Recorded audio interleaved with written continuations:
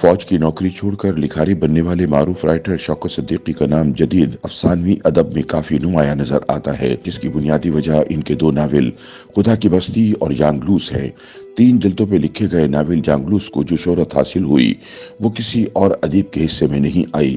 شوکت صدیقی نے ڈرامے بھی لکھے، اگرچہ ان کا کوئی مجموعہ شائع نہیں ہوا، تاہم وہ لاہور کے ہفت روزہ خیام اور ماہنامہ شاعر آگرہ میں شائع ہوئے، جن کی تعداد 8 ہے۔ شوکت صدیقی 20 مارچ 1923 کو لکھنؤ کے ایک علمی خانوادے میں پیدا ہوئے۔ ان کا نام شوکت حسین رکھا گیا۔ ابتدائی تعلیم government jubilee high school and intermediate college Lucknow میں حاصل کی۔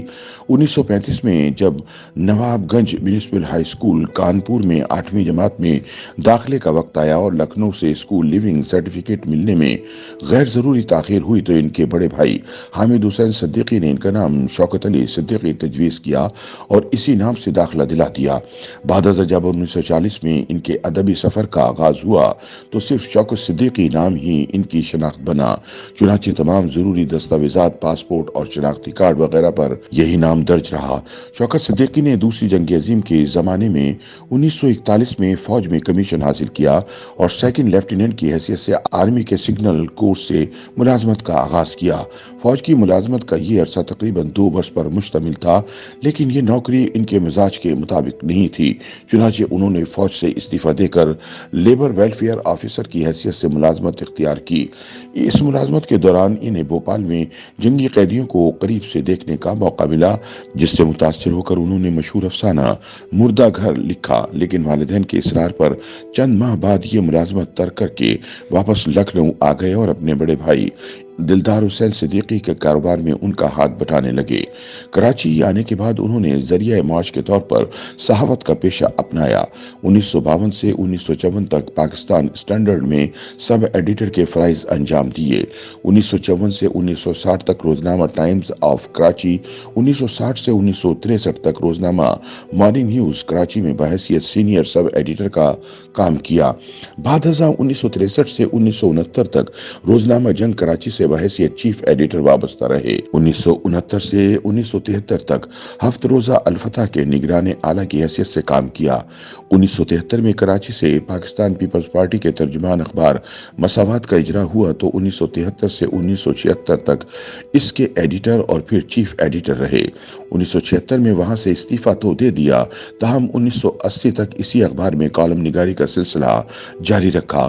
پھر ضیاء کی فوجی آمریت اور سینسرشپ سے دل برداشتہ ہو کر 1984 میں صحافت کے کوچے کو ہی خیر بات کہہ دیا۔ شوکت صدیقی کی افسانہ نگاری کا آغاز 1940 میں ہوا۔ ان کا پہلا افسانہ کون کسی کا جنگ کے پس منظر میں لکھا ہوا رومانوی افسانہ تھا، جو ہفت روزہ خیام لاہور میں شائع ہوا اور بہت پسند کیا گیا۔ اس پذیرائی نے ان کے حوصلے بلند کیے اور پھر وہ متواتر خیام، عالمگیر، شاعر اور سویرے جیسے ادبی رسائل میں لکھتے رہے۔ 1950 میں وہ بھارت سے ہجرت کر کے پہلے لاہور اور پھر کراچی آ گئے۔ یہاں آنے کے بعد ان کی زندگی اور افسانوی ادب کا ایک نیا دور شروع ہوا۔ انہوں نے لکھنؤ میں قدر فراغت اور اطمینان کی زندگی گزاری تھی، جبکہ کراچی آنے کے بعد انہیں عام مہاجروں کی طرح مصائب اور آزمائشوں سے گزرنا پڑا۔ سب سے اہم مسئلہ معاش اور رہائش کا تھا۔ شروع میں جہاں سر چھپانے کو جگہ ملتی وہیں گزر بسر کرتے۔ اسی دوران انہیں کچھ دنوں تک جیکب لائنز کے ایک کوارٹر میں بدقماش اور جرائم پیشہ لوگوں کے ساتھ رہنے کا موقع بھی ملا اور انہوں نے اپنا مشہور افسانہ تیسرا آدمی، جو ان کی فن ارتقاء اور سماجی تصور میں ایک عام کڑی کی حیثیت رکھتا ہے، اسی ماحول میں لکھا جہاں لوگ تاش کے پتوں سے جوا کھیلتے تھے اور ساتھ ساتھ فحش مذاق کا سلسلہ بھی جاری رہتا تھا۔ چرس کے دھوئیں سے کمرے میں گھٹن رہتی تھی۔ تیسرا آدمی کو ادبی حلقوں میں زبردست پذیرائی حاصل ہوئی۔ اس زمانے میں ان کی کل کائنات ایک چارپائی تھی۔ وہ تکیے کے سہارے بیٹھے افسانہ لکھنے میں مصروف رہتے۔ اسی طرح انہیں جرائم کی دنیا سے تعلق رکھنے والوں کو قریب سے دیکھنے کا موقع ملا۔ بعد میں لاشعوری طور پر یہ تمام لوگ ان کے افسانوی ادب میں اس طرح در آئے کہ ان کا مخصوص موضوع بن گئے۔ شوکت صدیقی کا پہلا ناول خدا کی بستی थी। पहली मर्तबा 1958 में मकतबा नया राही कराची से शाया हुआ। इस नावल की मकबूलियत की बिना पर कुछ इशाअती इदारों ने इनके जाली एडिशन भी छापे। खुद मकतबा राही ने पहला एडिशन इजाजत से और बाद में 12 एडिशन जाली छापे, जिसका इंकशाफ कॉपीराइट के मुकदमे के दौरान हुआ। खुदा की बस्ती का एक एडिशन अल-फतह मतबूआत कराची से भी शाया हुआ, जबकि 10-11 जाली एडिशन छापे गए।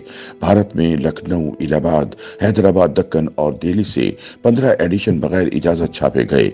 इस नावल के अब तक 50 से जायद एडिशन शाया हो चुके हैं। यह गालिबन उर्दू का वाहिद नावल है जिसका दुनिया की 26 जबानों में तर्जुमा हुआ। जांगलूस ड्रामे की सूरत में पाकिस्तान टेलीविजन से 6 मरतबा और एक निजी चैनल से 1 मरतबा पेश किया गया। जिन दिनों खुदा की बस्ती लिखा जा रहा था, शौकत सिद्दीकी की रिहाइश नाज़िमाबाद कराची की एक बस्ती उस्मानिया कॉलोनी में थी। माली फरागत भी न थी, लिहाजा घर में लिखने पढ़ने का कमरा या स्टडी रूम, कुजा मेज कुर्सी तक न थे।